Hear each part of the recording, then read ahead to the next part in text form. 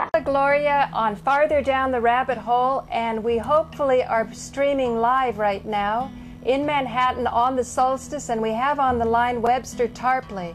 So welcome, Webster. Thank you, Paula. I'm here at National Airport in Washington, D.C. on the way to something, but let's see if we can talk for a while. Okay, now tonight I believe Kerry is going to be speaking at Cooper Union at 6 o'clock. It's supposed to be free, and it says first come, first serve. So do you have any ideas for those people who can be in that first come, first serve? Well, I think the question for Senator Kerry, it would be the same as that for Senator Clinton or Edwards or Obama or a number of others on the Democratic side. And that is the crisis of their party, of course, is that they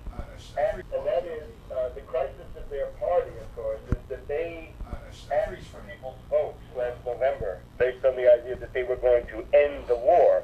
And now they've turned around and voted to fund and extend the war as an escalation, a surge. They're very opposite of what they pledged to do. And of course, they're going to whine and complain that they didn't have the votes. As Congressman Kucinich rightly points out, they didn't need any bill. They didn't need to pass a bill. They passed one bill that had money in it for Bush and his war. It had some time deadlines on it. He vetoed that bill. That should be the end of it. No more bill. No bill, no funding. The war is over. People come home. And if he tries to put the troops in an impossible situation, then that's obviously grounds for impeachment. Now, there's a deeper level, though. We know that Vice President Cheney is mounting yet another drive towards war with Iran. And we know how Cheney operates. He believes in false flag operations. He believes in a new 9/11, provoking it, that is to say, staging it, orchestrating it, making it happen, managing it, executing it in every detail. And he also believes in Gulf of Tonkin incidents. Now, we got a very high-level warning back on February 1st when Zbigniew Brzezinski, the foreign policy guru of the Democratic Party, told the Senate Foreign Relations Committee that there was grave danger of a military provocation in Iraq that would be blamed on Iran, and secondly, a terrorist act in the United States that would be blamed on Iran and then used as a pretext to attack Iran. Now, Senator Kerry sits on that committee. He's on the Senate Foreign Relations Committee. He heard that warning. What has he done to ward that off? What has he done to root out that rogue network that wants to bring us these new calamities? What has he done to investigate massive high treason of that Brzezinski is pointing to and talking about? What have they done to protect the American people from the horrors of a wider war? I guarantee you the war with Iran means the end of everyday life as we've known it, from probably about a dozen points of view. This would be a real war. This would not be something that looks like a video game on television. This is something that people will feel in their everyday lives and indeed in their own personal sphere. So it's a slide towards World War III. We've also got people like Kerry doing nothing while U.S.-Russian relations deteriorate. And here, of course, the stakes are even greater, because when you're looking at Russia, you're looking at a thermonuclear superpower. Make no mistake, they have that capability. And picking fights with Russia is absolute lunacy, the midsummer of madness and adventurism. So basically the charge for Senator Kerry is, are you a warmonger? And if you're not a warmonger, what have you done to show it lately? Because the evidence says you're a warmonger. And I would also say my experience of him, having met him once, is a blasé aristocrat, an effete snob, a rich elitist who I guess he's looking for cover under global warming. I guess that's his left cover these days, but there's not much left. So what do you think of Ron Paul of the Republican Party? Well, I think Ron Paul is fine in the sense that he's an anti-war Republican, but he is a great disappointment in the sense that Ron Paul, like Kucinich, and I think like Senator Gravel as well, they know about 9/11. And so far they have said virtually nothing. They have not, in particular, they have not addressed 9/11 truth in those televised debates, which is where it counts. Well, he's gone as far as he could, and he seems to be a constitutionalist and getting back to the original. Let's talk about the Constitution in a minute, and I'll be glad to. What you get with Ron Paul is a couple of throwaway lines. Kucinich has gone a little bit further. Kucinich has talked about holding hearings that he would himself bring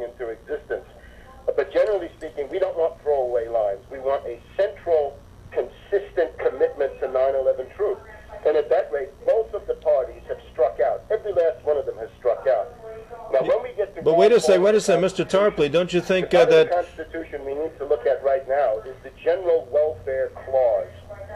And that's the part that covers things like Social Security, Medicare, Medicaid, food stamps, unemployment insurance, WIC, the program for high-protein meals for expectant mothers, Head Start to give poor kids a chance to succeed in school and give them a good breakfast along the way. As far as I can see, Ron Paul's reading of the Constitution negates all of that. All of that is bad. And he might grudgingly allow some of it to continue to exist. That's not enough for the American people. We've had a decline of 2/3 in the standard of living in this country, minus 2/3 since 1960. And Bush, of course, tried to destroy Social Security by privatizing it. I wonder what Ron Paul is going to do, but he's going to have to answer those questions. And I'm afraid that for poor people in New York City, if you're trying to make it in New York and riding the subway to work every day, Ron Paul is offering you, well, really no solutions for your everyday problems. Okay. At the same time, I welcome Ron Paul as a wrecking ball inside the Republican Party. It's high time the Republican Party was busted up, and that's a very positive historical role that he has. I think you'll see that the Republican Party leadership will tend to crush his candidacy, which I regret. I think he should be in the debates. Give him a chance to be in the debates and let him say something reasonable about 9/11, which so far I don't think he has. He's praised the Cain-Hamilton Commission, which is a tissue of lies. He's appeared together with Michael Scheuer of the CIA, the president of the Bin Laden fan club in Langley, Virginia. And I think that's just a disappointment. I think you'll find there are young kids in New York City and elsewhere who have done much more to damage, for example, somebody like Mayor Giuliani than Ron Paul has. In other words, the potency is in the people. The potency is in the mass movement. The potency is in the 9/11 truth squads who can intervene and force a macaca moment on Giuliani. And I think that's actually been done. I think Giuliani has experienced a macaca moment. It's just, it takes a while for that stuff to work itself out. So one of the great macaca moments for Giuliani was when he had Patrick Dorisman was shot. He was a guy who was 32 years old and shot by a narc because he refused to buy some dope, and it was a drug deal that went sour, and there was an innocent victim shot dead, and then he turns out and says, well, Patrick Dorisman smoked marijuana when he was 13, digging out sacred old records of an adolescent, of this man, and that's how he, instead of saying, I'm sorry... The macaca moment I'm talking about is the We Are Change group, and particularly Sabrina Rivera, who is, I think, a model for what political activism ought to look like in our time. Confronted Giuliani up in the Bronx about why he had gotten a warning to leave World Trade Center 7 and indeed to leave the entire area. This was at 9:30 in the morning on 9/11 when he was told that the two towers were down. So he got a special warning. At that same time, people working in the South Tower, the office workers, the cops, the firemen, the janitors, the people working in the restaurants and so forth, they were told to stay where they were. Right. Giuliani got the opposite message. I think that's the macaca moment because he wants your vote based on the fact that he's Mr. 9/11, but he's changed his story now in ways that I think Mrs. Clinton has noticed and many others have. Right, and the days after the tragedy, he said, oh, go back to shopping, everything's normal, the air quality is normal, don't try to get back, instead of mourning and being in shock and recognizing the poison, the toxic waste that was happening. The thing is that he's involved in the actual perpetration, not just the aftermath. The aftermath, of course, is quite serious as well. Webster, one thing I want to clear up. Some people say that the reason Giuliani was told to get out and other people were not told was because the cell phones weren't working. Well, that's just ridiculous. There were repeated announcements over the loudspeakers in the South Tower, telling people stay where you are. You don't need to leave. There were even examples of men with bullhorns standing in the middle of exits and using the bullhorns to tell people to turn around, go back to your offices, nothing to worry about, just get back to work, no big deal. In a sense, that's the Giuliani policy. Not only did he say go back to work right after 9/11, the Giuliani policy was to tell people to stay at work even during 9/11. So that's a huge, huge scandal, and he'll have to do better to invent some cover story than what we've just mentioned. Is this why, Webster, why you talk about retail politics? Can you explain that term?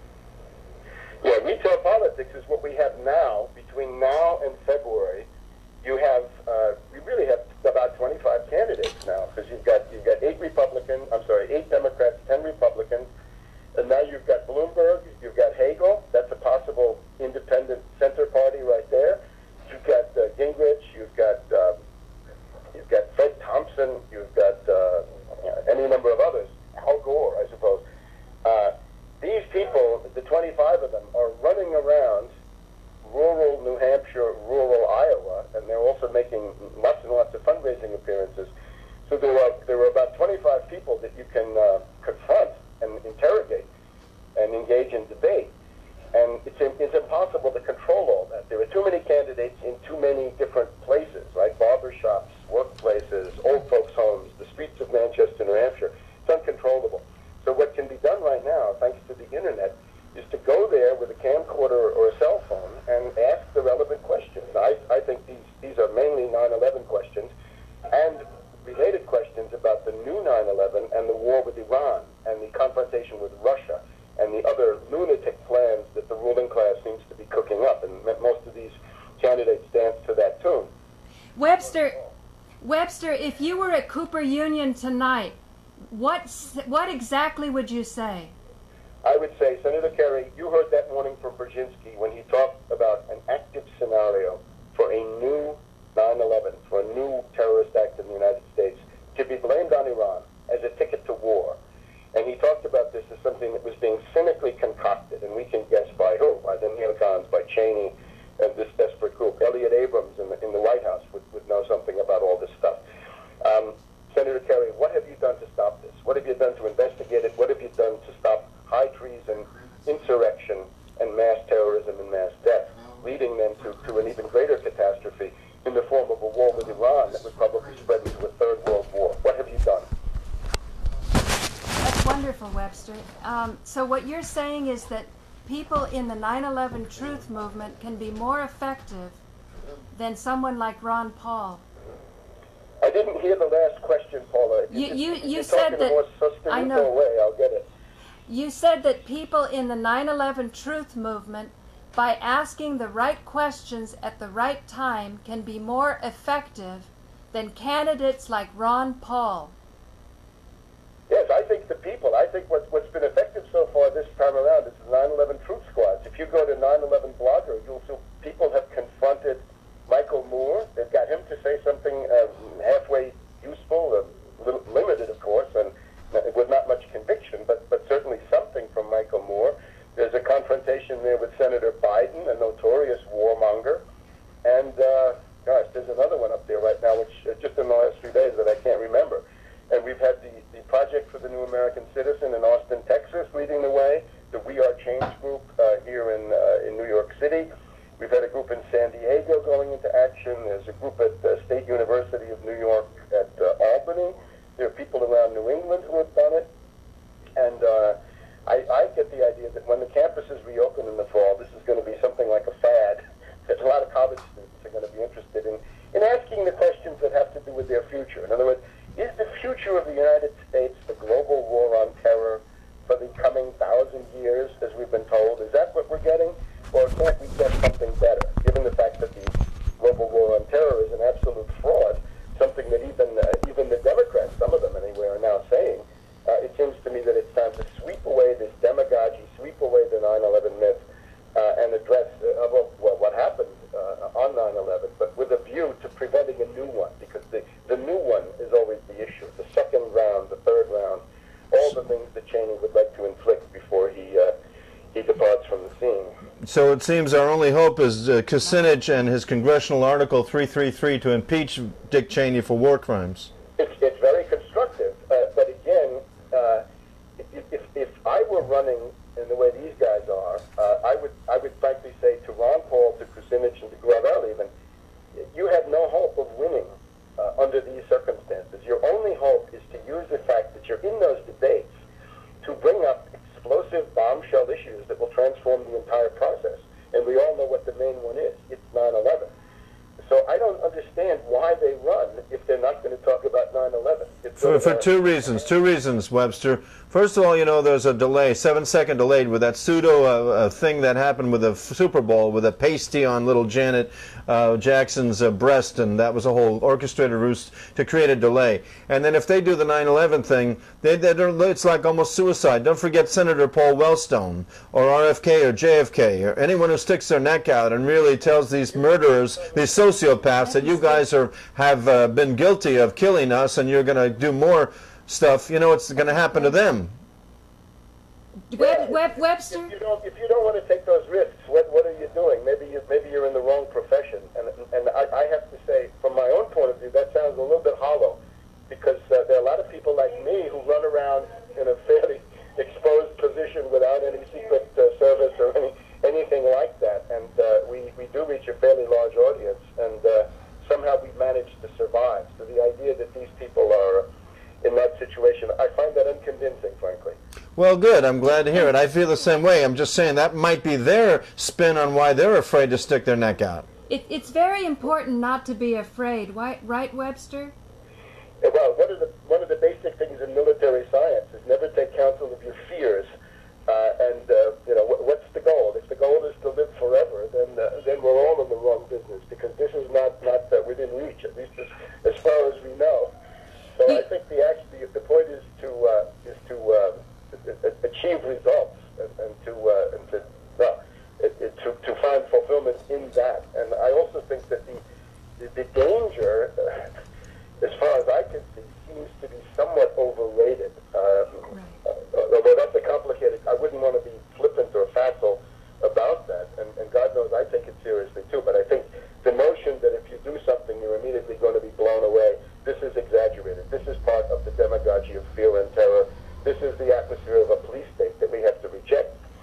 But if we're talking about these gangsters that are like murdering maniacs and are sociopaths who are in power now, killing innocents in Iraq, Afghanistan, and in our own country, you don't think if we finger point at them? I mean, obviously you're blessed, and so's Paula and me, Frank Craven, and lots of people that do point their finger at them. But in a given moment, these high-profile political candidates that pretend to represent us, if they suddenly calling the authority murderers and maniacs, they might really be barking up the wrong tree and get in trouble. Yes, well, again, time will tell about that. But I think we have a window of opportunity now between the current time and about February. The retail politics phase essentially comes to an end in the first week of February. By that time, the two major parties may have candidates. There may be 3 parties. I've actually got an analysis where there might be 7 parties. But I don't really believe that the parties mean anything. It's all sort of an orchestrated ruse manipulated by computers, and they've got it all pretty much designed about who's going to be president. It'll probably be Hillary, because that's what they've decided who's going to be president, regardless of how the consensus of the majority of people vote. I would reject the idea that the ruling class is in total control in that way, that they can make these decisions in advance. The only way they could do that is assuming a total stupor of passivity and imbecility on the part of the masses. Well, what about the election of 2000 or 2004? We were robbed of democracy and the consensus of the majority vote. But he just said... Sure, but that's with half the people voting. So, if you could get 75% of the people voting, things might look very different. So I recommend activism. My slogan is get active or get radioactive. And that is absolutely seriously meant. I've heard people talking about depleted uranium. Depleted uranium is the least of your worries. Your real problem is non-depleted uranium in the form of thermonuclear detonations on your head. That's much worse. So the point is, activism is beckoning. It's time to get active. You know, Webster, I find that the more active I am, the more peaceful I feel. You know, you were saying with the 9/11 Truth movement that was splitting into different factions, you said as long as you're doing something. Well, again, it's not just, go out and do anything. Well, you have to gear what you're doing to political and world historical necessity. And I think right now, since we have this 6 or 7 month window of opportunity, what we can do is inject real politics into the presidential campaign, and that's in the form of going out, locating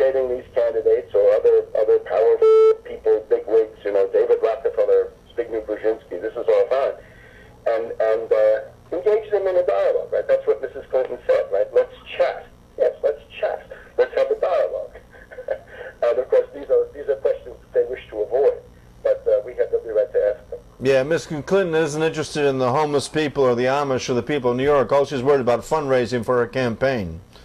Precisely, precisely. You know, Webster, I really want to thank you for empowering the common person, because the more people study and learn, the more they feel that they deserve answers to questions that they start to formulate by themselves, thanks to guidance from people like you. But don't thank me so much as thank the people from We Are Change, the Project for the New American Citizen, and all the activists that go out and actually do these things, because they are the ones who are transforming it. I think New York 9/11 Truth and Les Jameson trying to get the ballot initiative. Sabrina Rivera was the person who essentially provoked the macaca moment on the part of Mayor Giuliani. I think that'll be clear, say, in 6 or 9 months, or maybe even less. But I think you'll find that that was one of the most potent things that has been done so far. What do you think about the initiative on the ballot? Frank was talking about Les Jameson's work. I think it's good. I support it. I'm going to be part of it if they get that far. I'm going to volunteer for it, and everybody should sign for it and gather signatures and do whatever else is needed. It's just that the calendar we have is a little bit shorter. You've got to look at that February deadline. Retail politics ends in February. So if you want to get something done in the retail form, in other words, the Truth Squad format, you've got between now and next February.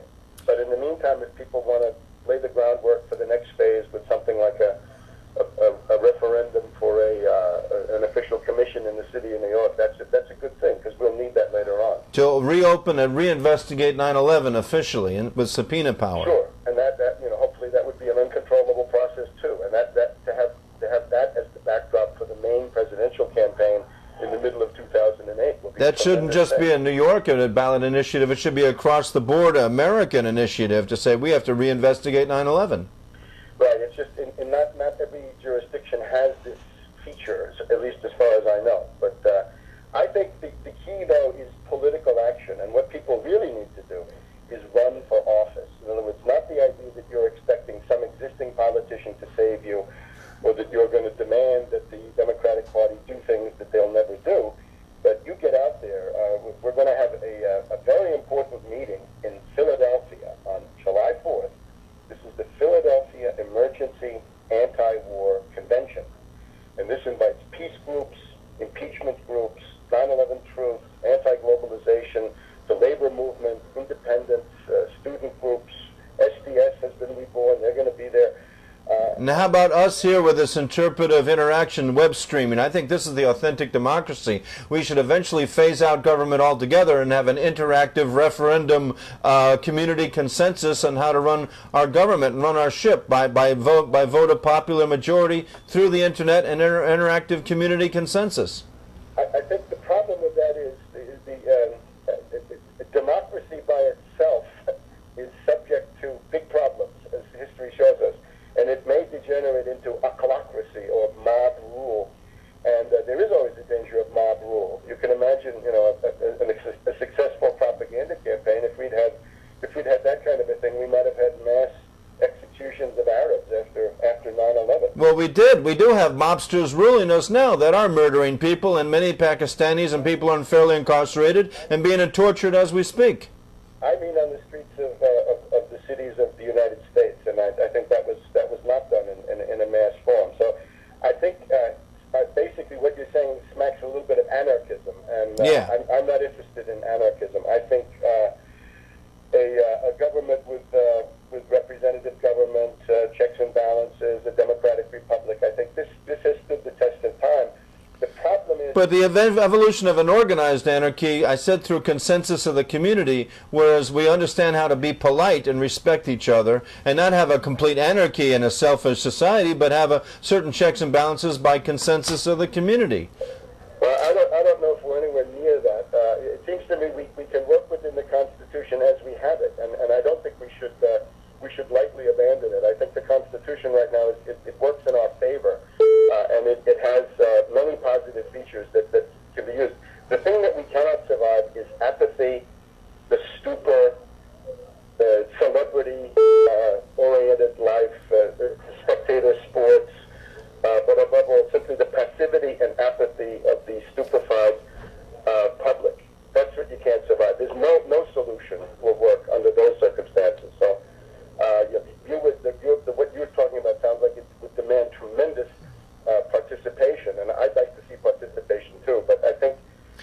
that's a model that's working in Libya and a few socialist countries that have tremendous, tribal concepts, and it's all big community based.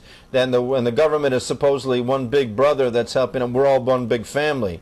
What we've got in this country is a big corporate greed, and money is the rule, and versus God. Well, you see, we're far away from having any tribal structures. That has been really definitively left behind here, and I hope it will stay that way, because I think that would be a very oppressive model, and I don't think I'd want to be a part of a tribe.